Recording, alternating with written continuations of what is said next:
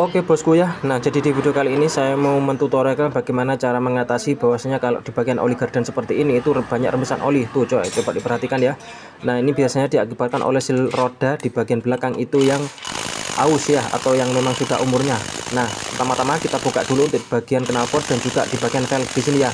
Nah ini kita hajar saja ya, karena ini memang sangat kencang sekali. Kita gunakan impact untuk membukanya menggunakan kunci shock 24. Langkah berikutnya kita kendorkan untuk di bagian remnya ya, atau mur setelan remnya. Ini kita kendorkan supaya peleknya ini bisa keluar ya. Nah jadi seperti ini, tinggal kita tarik saja.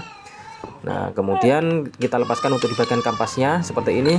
Dan langkah berikutnya kita langsung buka untuk di bagian bak gardannya ya, itu kita gunakan kunci shock 10 dari area CVT. Nah jadi seperti ini, tapi sebelumnya kita buka dulu untuk soket di bagian sensor speednya. Nah jadi seperti ini ya, tuh kan ada baut 10 satu di dalam cover sensor speednya. Nah jadi seperti ini, kemudian kita langsung lepaskan semuanya, tinggal kita belah untuk di bagian gardannya atau gigi rasionya. Tuh coba diperhatikan untuk di bagian asnya itu sudah banyak oli yang rembes ini ya. Nah ini bahayanya kalau sampai lama nggak diganti, itu biasanya masuk di bagian area rem ya. Kalau sampai di bagian pembuangan atau lubang pembuangan itu sudah tersumbat oleh tanah, apalagi kalau lihat kondisi motornya seperti ini ya, ini jangan dicuci ya atau bagaimana, taruhannya dari kebun atau bagaimana ya. Nah jadi seperti ini. Setelah kita lepaskan semuanya, kita teliti lagi, ternyata benar ya, di bagian seal kruk asnya, di bagian seal as rodanya itu yang ada rembesan. Kalau untuk di bagian asnya ini masih bagus ya teman-teman. Nah jadi ini tidak diganti. Dan teman-teman juga sebelum kita lakukan proses penggantian itu dicek dulu untuk di bagian bearing rodanya. Kalau di sini bearing rodanya itu bagus ya. Nah di situ kan ada lubang seperti ini ya. Kita bersihkan semuanya untuk pakinya. Oke, pakinya ini kita bersihkan semuanya menggunakan kapi atau dan lain-lain ya. Pokoknya sampai bersih. Ini pakinya kita ganti lagi ya. Nah untuk packing itu kita usahakan pakai yang bagus ya, kelasnya Fuboro atau pakai yang original. Nah itu biasanya kalau packing yang kualitasnya jelek itu biasa kalau kena oli itu pasti nanti akan rembes lagi atau gampang melonyot ya. Nah, setelah itu kita bersihkan semuanya, kita putar-putar untuk bagian bearingnya supaya tidak ada hasil dari kotoran yang masuk di bagian bearingnya seperti ini. Nah tuh coba perhatikan, kita bersihkan kita supaya rata ya untuk di bagian area packingnya, karena ini sangat penting sekali. Nah kita gosok-gosok dan kita semprot-semprot menggunakan bensin, menggunakan karbu cleaner boleh ya. Pada intinya kita harus bersihkan semuanya sampai sebersih mungkin seperti ini. Nah kita putar-putar untuk bagian bearingnya, jangan sampai ada sisa-sisa gram yang masih menempel di bagian dalam bearingnya ya. Nanti sebelum kita pemasangan kita lumasi dulu menggunakan oli supaya perakitan kita itu nyaman. Nah lebih baik kita bersihkan juga ya untuk di bagian area luarnya seperti ini, sebagian saja jangan semuanya ya, karena ini kalau dilihat dari kondisi motornya kotor semua ya teman-teman. Nah ini di bagian oli gardan saja, sebagian gardan saja yang kita bersihkan menggunakan bensin ya. Nah oke, seperti ini supaya nanti kita perakitannya itu biar enak dan lebih marem di hati. Oke teman-teman.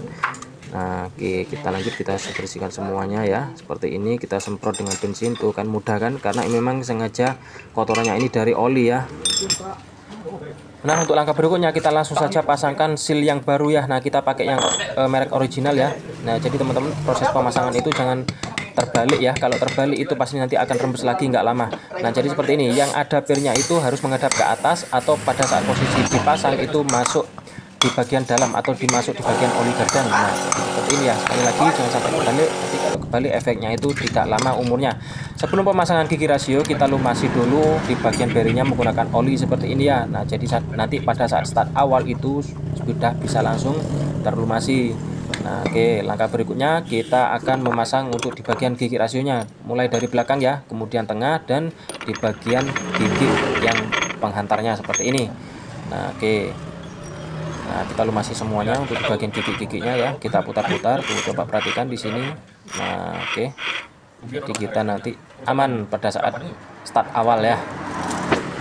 Oke, langkah berikutnya kita langsung saja untuk pasang packingnya ya, sebelum melakukan proses pemasangan di bagian bak gardan lawannya. Nah jadi seperti ini, kita pasang dulu untuk bagian bushingnya supaya tidak jatuh ya teman-teman. Nah tapi sebelum kita pasang, kita kasih oli dulu di bagian as rodanya.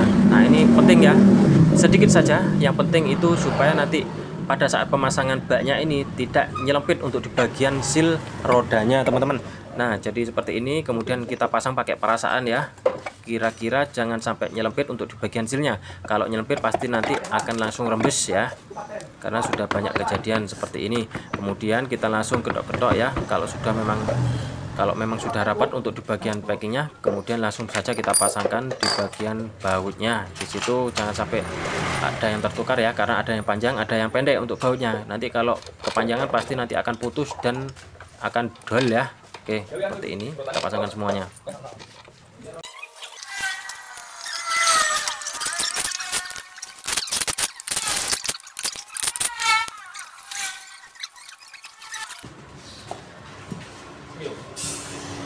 Nah, oke, langkah berikutnya kita langsung saja pasangkan untuk di bagian bukan puli seperti ini ya. Nah, tuh coba diperhatikan di bagian kampas ganda itu sebetulnya sudah habis ya.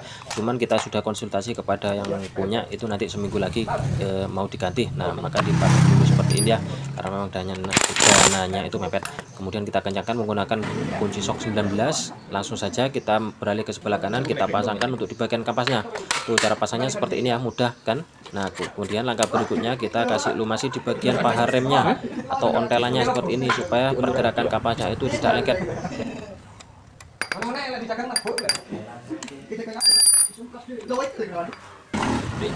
Oke, langkah selanjutnya kita pasangkan untuk di bagian velg belakang seperti ini ya. Nah, kita pasangkan, kemudian dipasang ring dan juga embonnya kita kencangkan menggunakan kunci sok 24, menggunakan stop boleh, menggunakan manual juga boleh, yang penting dikencangkan ya. Kemudian langkah berikutnya kita pasang untuk di bagian oli gardan. Nah, di sini oli gearnya itu bautnya ada di bagian atas menggunakan kunci T12, kunci sok 12 juga boleh ya.